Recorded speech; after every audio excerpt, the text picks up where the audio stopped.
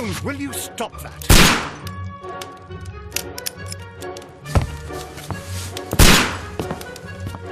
You are utterly mad.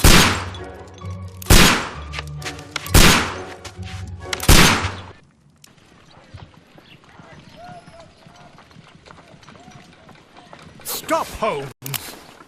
Is that you, Watson? Yes, of course it is. And you almost killed me. Nonsense. I was aiming for the vases. Blindfolded? Watson, quiet, please. I'm trying to concentrate.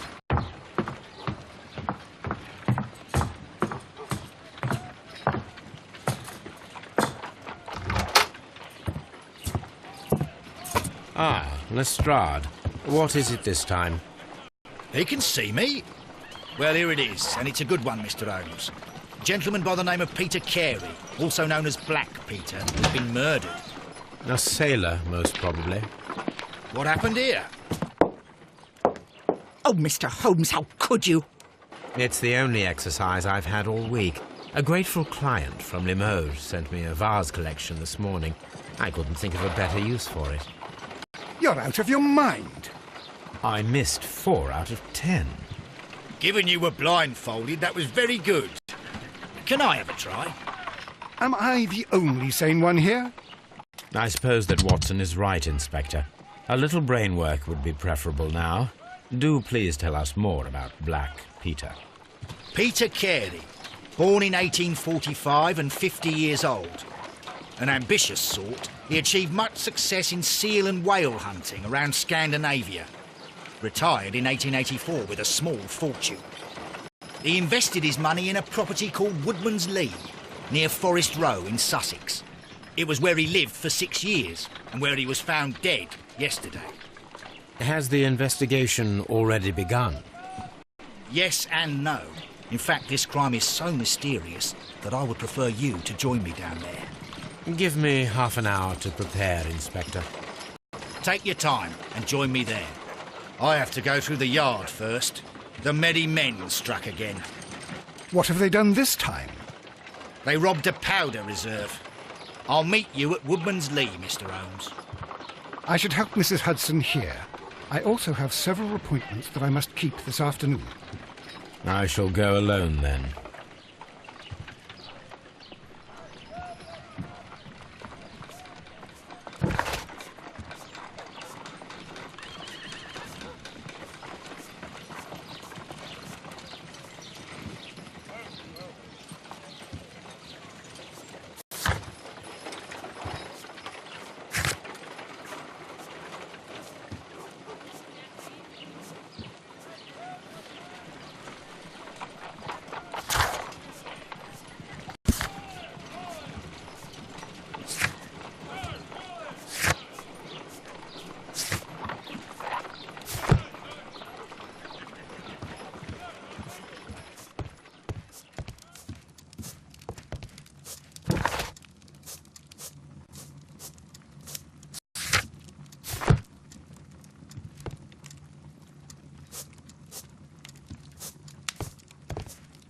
This is where I keep my post. My archive. I can always consult with it, if needed. Oh, what a mess! What a terrible mess!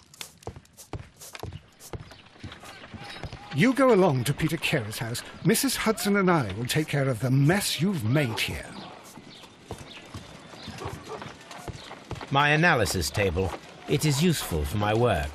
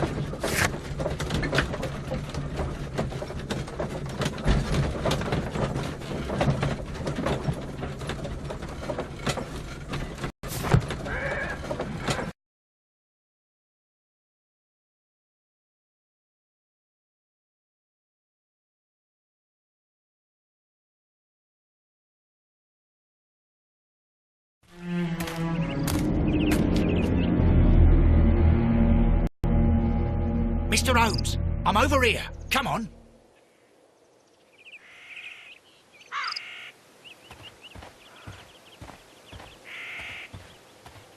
It seems that the garden was well maintained.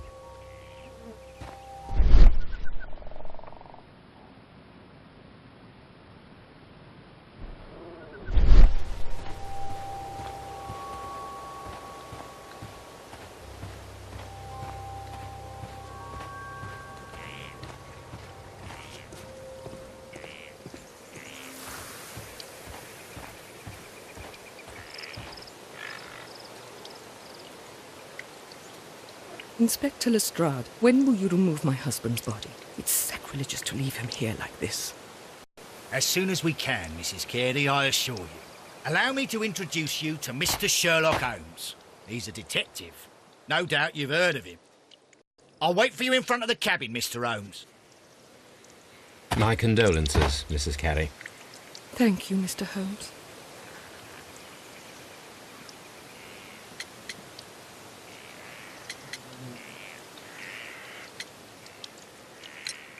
Do you remember at what time you found your husband's body? In the morning, at around 7 o'clock. I noticed the cabin door was open, but I didn't go in to take a look, for I knew my husband would not have liked it. At around 10 o'clock, I dared to glance in through the door and... oh dear.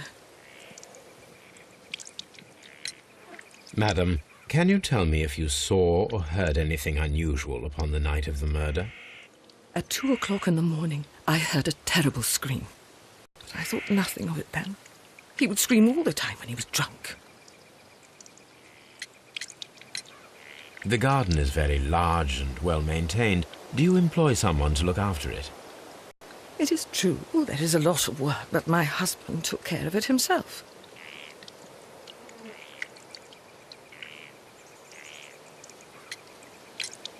Was your husband accustomed to receiving visitors?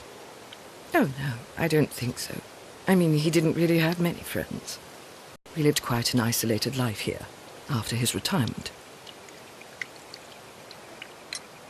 Can you please tell me what occurred on the evening of the murder? Well, Peter got drunk in the evening.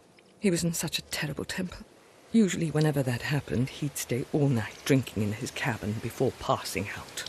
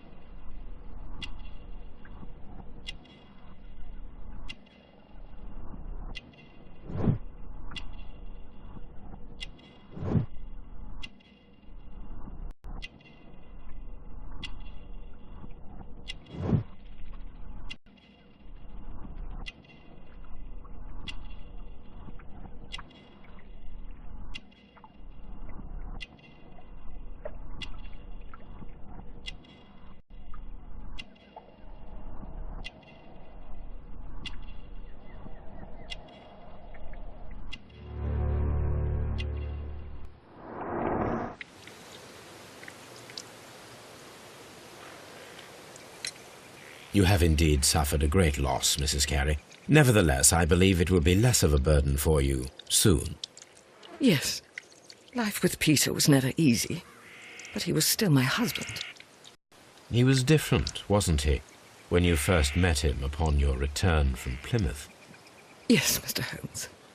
Oh, my goodness, but how do you know about that?